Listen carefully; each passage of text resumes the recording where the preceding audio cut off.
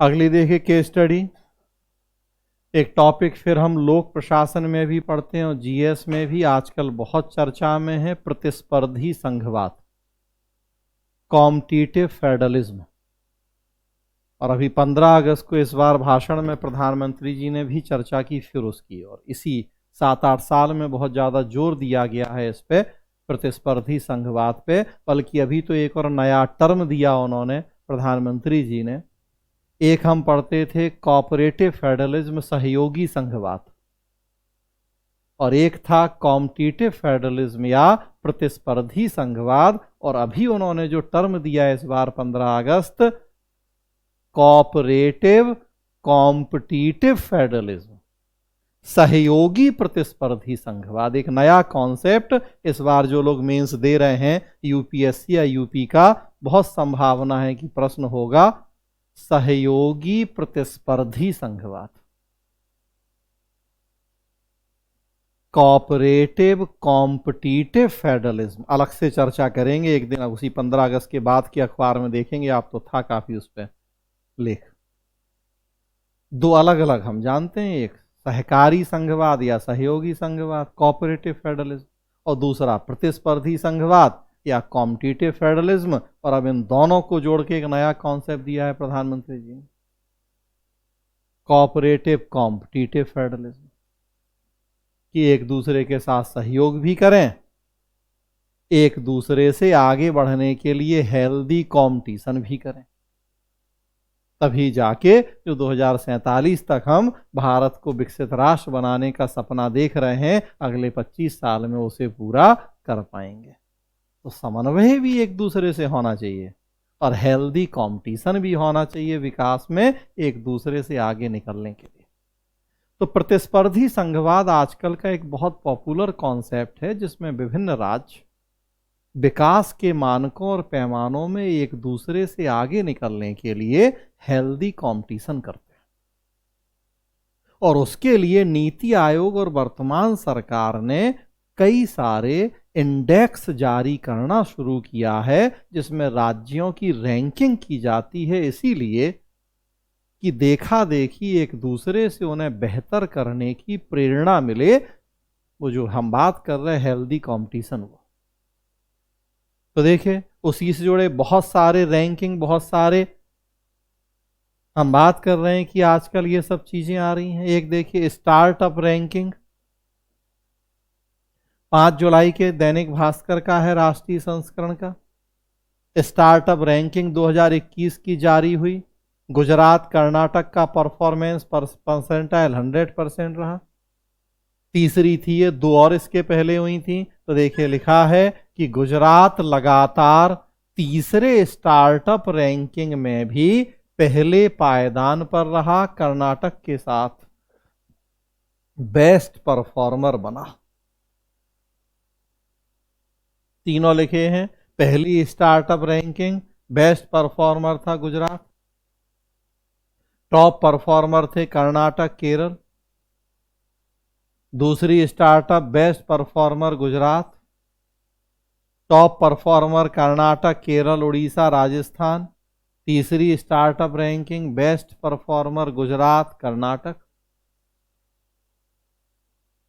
तो competitive federalism की जब आप बात कर रहे हैं, इधर लगभग हर साल प्रश्न पूछा जा रहा है या पूछे जाने की संभावना है जीएस में भी और लोक प्रशासन में भी, कॉम्पिटिटिव फेडरलिज्म से। तो आप कोट करें उसमें कि कैसे राज्यों में हेल्दी कंपटीशन को प्रोत्साहित किया जा रहा है सरकार और नीति आयोग के द्वारा। बहुत सारे ऐसे जो हमने कहा आजकल ये रैंकिंग जारी किए जा रहे हैं। तो देखें थोड़ा सा, गुजरात लगातार तीसरे स्टार्टअप रैंकिंग में पहले पायदान पर है। वर्ष 2021 की रैंकिंग में उसे कर्नाटक के साथ बेस्ट परफॉर्मर चुना गया है। इसका मतलब है कि देश में स्टार्टअप शुरू करने का सबसे बेहतरीन माहौल गुजरात और कर्नाटक में है। इससे होता क्या है कि देखा देखी दूसरे राज्यों को भी लगता है कि हम भी इस क्षेत्र में अच्छा करें। स्वच्छ सर्वेक्षण जारी हो रहा है देखिए कुछ साल से, इंदौर कई साल से नंबर 1 बना है और पटना नंबर लास्ट। तो बदनामी नहीं होती है, थू थू नहीं होती है देश में विदेश में कि बताओ कितना गंदा शहर है और कितना स्वच्छ शहर है। जिसे एक बार पुरस्कार मिला उसे अगले साल के लिए भी प्रेशर है कि यार ऐसा नहीं कि अब हमारी स्थिति खराब हो जाए तो लोग क्या कहेंगे। और जो सबसे बुरा आया उसे भी भाई शर्म है कि यार अगले बार ऐसा नहीं होना चाहिए, हमें भी अपनी स्थिति सुधारनी है, साफ सफाई करनी है। और हम चाह भी तो यही रहे कि जो अच्छा कर रहा वो और अच्छा करे और हमेशा करता रहे, और जो अच्छा नहीं कर रहा उसे भी देखा देखी शर्म जिस लिहाज जिस वजह से अच्छा करने का प्रेशर बने वो भी अच्छा करे। पर्पज यही है हमारा कि भाई सब करो अच्छा। तो उसी लिए ये सब जो हम भाई कॉम्पिटिटिव, इसी को कह रहे हैं कॉम्पिटिटिव फेडरलिज्म। तो इन राज्यों में स्टार्टअप के लिए मेंटरिंग से फंडिंग तक हर सुविधा पाना आसान है। और फिर उससे जुड़ी हुई और बातें आप देखें तो सब लिखी हुई हैं उसमें कि उद्योग संवर्धन आंतरिक व्यापार विभाग द्वारा यह जारी किया जाता है स्टार्टअप रैंकिंग।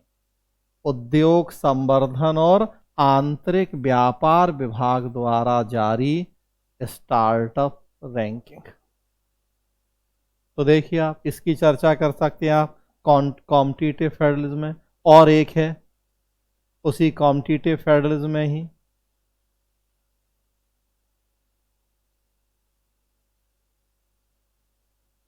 ये देखिए और एक इंडेक्स है इनोवेशन इंडेक्स 2021। Innovation index 2021। अब उसमें देखें आप गुजरात 8वें से 14वें स्थान पे खिसका, एमपी पिछली रैंकिंग पे, कर्नाटक में हर 15 स्टूडेंट पे एक टीचर, इसलिए तीसरी बार नंबर 1। यहां भी कर्नाटक नंबर 1, पीछे भी देखे नंबर 1 था। स्टार्टअप रैंकिंग में ये इनोवेशन इंडेक्स है, तो इसमें भी कर्नाटक नंबर 1 और केंद्र शासित क्षेत्रों में दिल्ली को पछाड़ के चंडीगढ़ फर्स्ट। अब उससे जुड़ा हुआ है ये देखिए नीति आयोग जारी करता है। नीति आयोग ने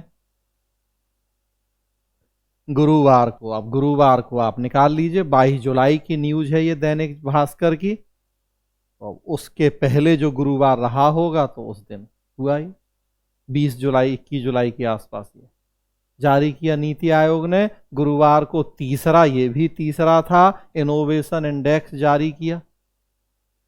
तो देखिए दूसरे तीसरे हैं, मतलब इधर ही 2-5 साल के काम है ये सारे। तो ऐसा मैंने कहा कि वर्तमान सरकार का जोर है सबसे ज्यादा इस बात पे कि राज्यों में स्वस्थ प्रतिस्पर्धा हो, विकास के क्षेत्र में एक दूसरे से आगे निकलने की होड़ हो। तो इनोवेशन इंडेक्स, बहुत सारे गुड गवर्नेंस इंडेक्स जारी किया जा रहा है और कई सारे ऐसे इंडेक्स आ रहे हैं, स्वच्छ सर्वेक्षण है, ईज ऑफ डूइंग बिजनेस है। तो आप चर्चा करें उन सब जो इधर हाल फिलहाल में ये रिपोर्टें आई हैं, आंसर में आप इनका उल्लेख करें। तो अब उससे जुड़ी हुई पूरी ये न्यूज यहां दी है इसमें।